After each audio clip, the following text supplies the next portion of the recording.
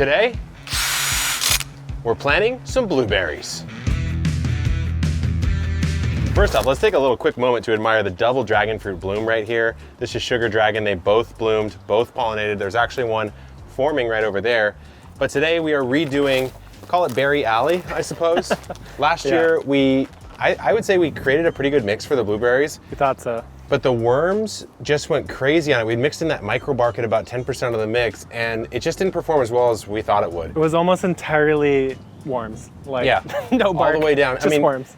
Even within a couple months, it was half the size, which is way abnormal. It means that they're consuming a lot of that organic matter. So we're going to do a little bit of a change here, and we're going with acid planting mix from G&B Organics, and we're doing the Fox Farm Strawberry Fields, which is an amazing bag. I mean, just look at these freaking guys. The art is amazing. That's you, that's me, you know? So you go in with one of those. That's just a potting mix. I'm going in with the G&B Acid Lover. So this is just 50-50. And then we want to hit it with a little berry tone, right? We'll just do 2 bags at a time. In we go, a little shake. A little bit of acid. Maybe half of that. That's just normal compost that we've got. Straight compost. Straight compost. And it's time to mix.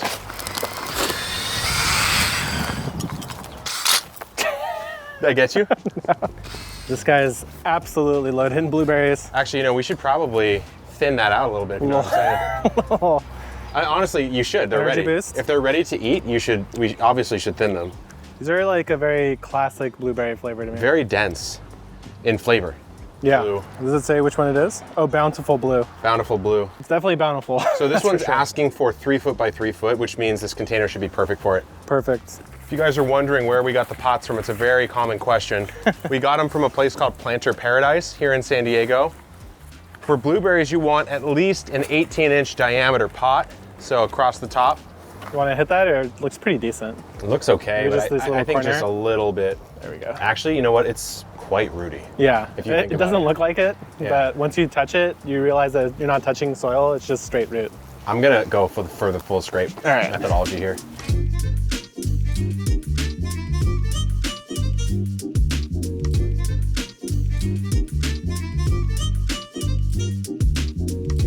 All right, on to the next one.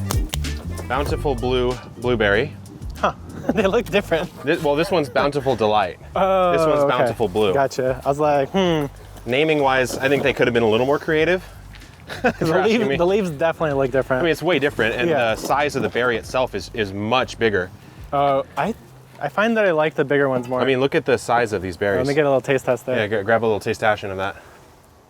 Thoughts? I like that better. It's more acidic. Yeah, actually I like that better.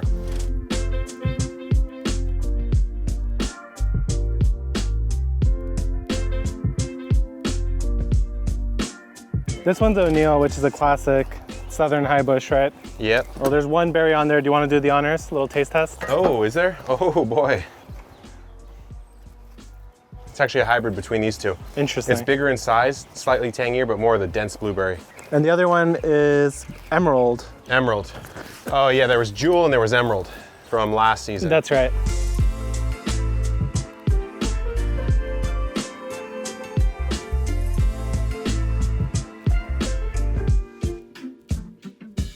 All right, now what we have to do is figure out where these are actually going along this alley here. Okay, we figured out where these are gonna go. We're just gonna match them pot to pot on these dragon fruit here, starting at the back and going forward. But now these are pretty heavy. So yeah, let's move these bad boys. There we go. A nice lift technique there. Thank you. A little grip. Probably something like that's fine for now. Okay. Then you kind of can walk through, but again, these dragon fruit are gonna get crazy and we'll have to do some modifications here. So eventually what we're gonna do is irrigate this space with these 2 risers.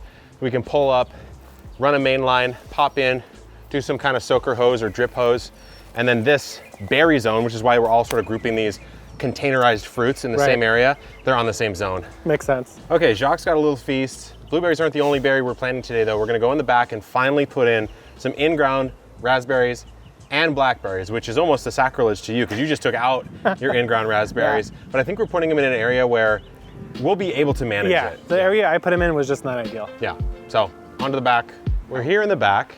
As you can see, we've already laid out the blackberries and the raspberries. There's all sorts of different varieties. We won't run through every single one. It's a lot. But yeah, I think it's actually 7 varieties and there's 9 or 10 total. So only a couple repeats here. The important thing is that as far as we can tell, they're all floricane varieties, and I think all are thornless. Yeah, that's the more important one. That's the more important one. So floricane meaning that it's fruiting off of second year canes. So the first canes that come up, you can't prune them away. You gotta let them be, play a season out, and then they'll fruit on that second year. Then of course you can cut that floricane away and the cycle repeats itself. So what we've done is we have the 5 blackberries here, the 5 raspberries here, spaced 2 feet apart on this back wall. We thought we were gonna do grapes here, but look, you plant what you have. This makes a lot of sense. And what we've done is basically they're perfectly spaced out. Jacques got his favorite tool, the mattock. There's a little leveling that we want to do before we start digging our holes out. So we're just going to chunk the soil up, rake it flat, and then we'll get into the planting. Let's do it. How satisfied are you right now? I'm very satisfied. Yeah. I don't know why I like the mattock so much. Just makes me feel like I know I'm doing something here. Yeah. If you're wondering about amendment, we actually did apply a really heavy dose of compost last season to this, and we also cover cropped this. Oh, that's right. I forgot about that. Right. So Chopped and dropped. This is going to be good enough, I think, to do a minimal amendment here when we plant in. There's a video game called Stardew Valley that you have energy, and you lose your energy every watering, every axe, every chop. You don't have that problem. Not when it comes to the mattock. He actually gains energy every mattock he does. That's like a game I never tried playing that I'm surprised I haven't. For the sake of epic gardening, don't start, because you will get addicted. It's such a fun game.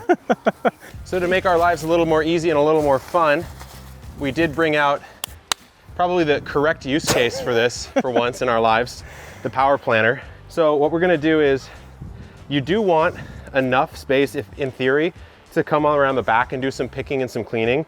So here's my body. I'm gonna kind of bias a little bit to here. If I can walk down about here and the canes are right here, it's probably fine. So I'm gonna plant right here. That seems about right. Right at that, because if you look at the pathway, yeah, we've got enough buffer here and enough buffer here with the pathway that we should be fine. So let's give this a shot. Nice. I mean, look at that hole. You know what's that nice? gives you a good head start, right? Yeah, and it's actually not bone dry. No. So that's great. That's great. Okay, here's what I'm gonna do. I'm gonna come down and power plant along the lines here.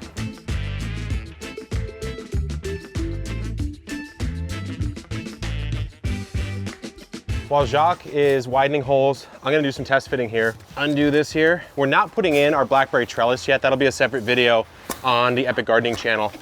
Ooh, almost lost it there. I'm gonna throw some berry tone in the soil. Just a handful. I'm not like really trying to program this out. Just do something like that. Give it a little head start. So this is a very classic Southern California blackberry. This is Triple Crown. We have 2 of these. Oh yeah. This is a producer. All right, what do I got going in here? This is raspberry red baba berry primo cane. So we'll have hopefully a little fruit this year then. That'd be pretty sweet. I think that's the one that creates large berries. Yeah, right? the 1.5 inches. That's pretty huge. Baba berry. I gotta say, I'm not a fan of the name.